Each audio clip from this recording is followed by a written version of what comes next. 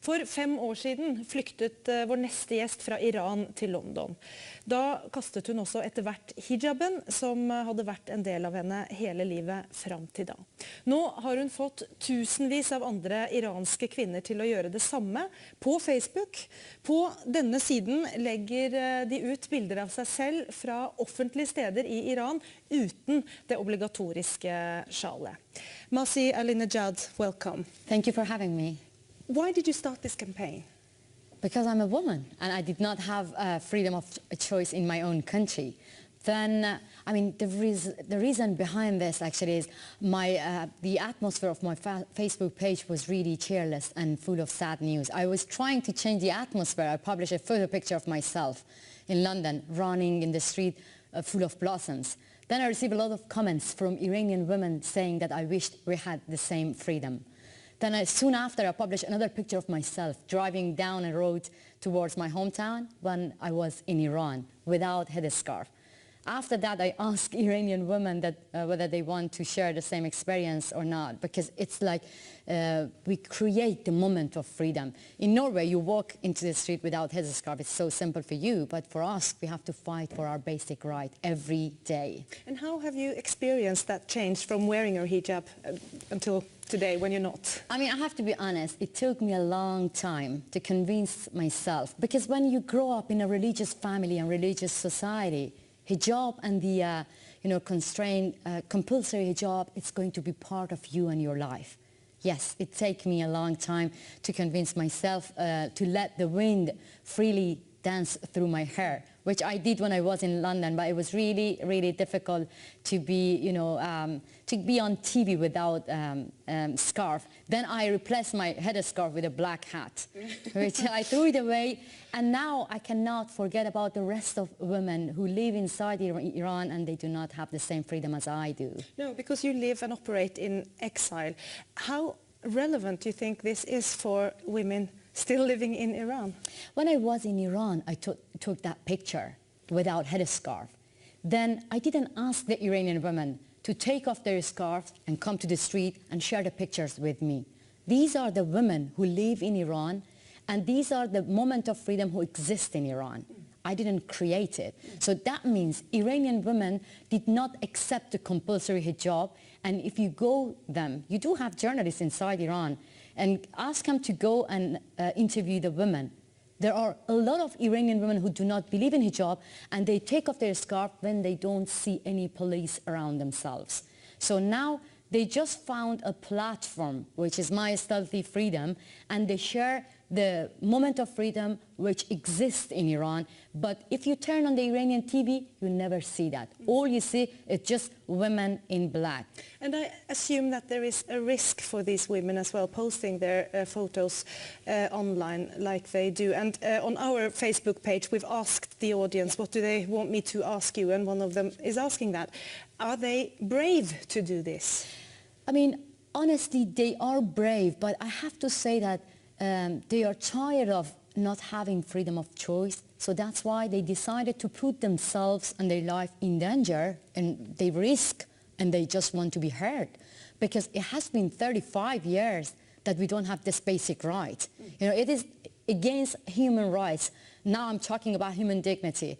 If you're a woman, you want to be yourself. You don't want to hide your identity behind. But in 35 years, any politicians in Iran, when you ask them about freedom of choice, you would only hear that this is not the exact time. Some people in Iran want to do regime change, and some people, they want to do reform. Both fighting with each other. One say that let's overthrow the regime, then we're going to talk about women's rights. The other said, let's do the reform step by step. But how about women? They've been forgotten in between. So that's why I think this is really important for women to be their voices. They try to become their own media. They try to talk because they don't have anyone to support them. Norway has a female ambassador to Iran, and Aud Lise Norheim. She was wearing a national costume with a headscarf in a meeting with Rouhani at the weekend, which caused quite a lot of stir. Also at your Facebook page. What have the reactions been? It's a good question, because the reaction might surprise you.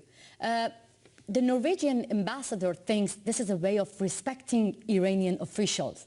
But we believe that these women politicians around the world, they hide themselves behind the culture. They find an excuse to deal with their commercial, contract or political relation or, anything between the politicians, and they left women behind. They do not object against discriminatory law. But she's wearing a Norwegian traditional headscarf. Isn't that a way of balancing? So one question. If you ever seen Norwegian ambassador wearing a scarf or this custom outside of Iran, this is a way to justify and give an excuse, because we've seen a lot of politician women like Catherine Ashton. They never object about compulsory hijab. Yes, they might assume this is this hijab required by law, so they don't want to break the law. But slavery used to be a law as well. So if no one object about discriminatory law, black people would stay slaves nowadays. So what I want to suggest, any Iranian officials, when they travel abroad, when they see any alcohol beverages on the table, official dinner, they leave the dinner and they object against the alcoholic beverages. But why women politicians do not object the compulsory hijab? Because they care about their country, which is true, they have to, but these are the women on Facebook page. They don't have any voice inside Iran. They want to be heard, and the Iranian government ignored them. So it is good when the women politicians go and visit the Iranian officials, just questioning them about the compulsory hijab. One last question, Masih Alinejad. We were earlier on talking about how there is a renewed hope now for the talks between Iran and Western countries on the nuclear agreement. What role do you think Rouhani is playing in improving that contact between the West and Iran? I have to say that Rouhani is trying to deal with Western country, and he wants to achieve to bring a good achievement for Iranian people inside, because Iranian people are really suffering from sanction. They do not want to be isolated, and President Rouhani promised them during his presidential election to change the atmosphere and make the relationship between Iran and the Western country better than how it was before. Has he achieved that? So that's why we are challenging now. The main decision maker in nuclear issue is the supreme leader. So as a journalist, I do not have any clue what's going to happen for Iran, because Iranian politics, it's like British weather. You never can predict that. So let's have a hope. Thank you very much for joining Urix. Thank you very much for having me.